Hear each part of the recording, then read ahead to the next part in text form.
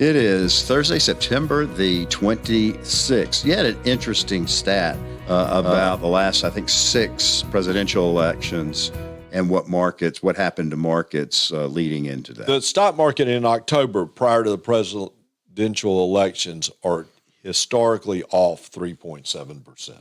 And so that would indicate that if we have a decline in the month of October, don't be surprised. We think it's coming, and as you say, it would not surprise us. We've got a market with the labor market and consumer confidence, for that matter, are shrinking to a certain degree, and that's got the Fed, I think, a tad nervous, and I think it's part of the reason why we saw a 50 basis point decrease last week versus the 25 basis. We've had analysts tell us this week both sides of or either side of a coin to what to do on a dip. We read one analyst said that the thing in which you would think that if the market dips in October, it's a great time to buy, and they've listed the positions. We talked about small cap. We talked about value.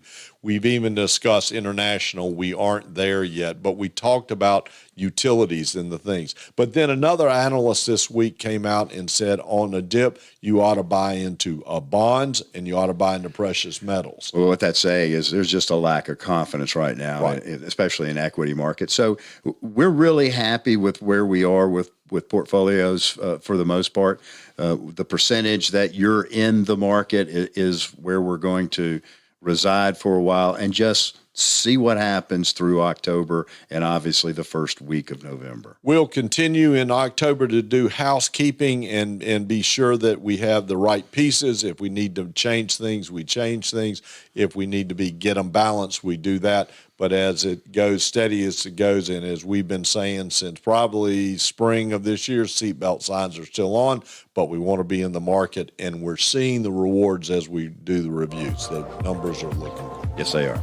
And always remember, it is your money. And your money matters. Have a great rest of the week, and we'll talk to you next week. See you in October.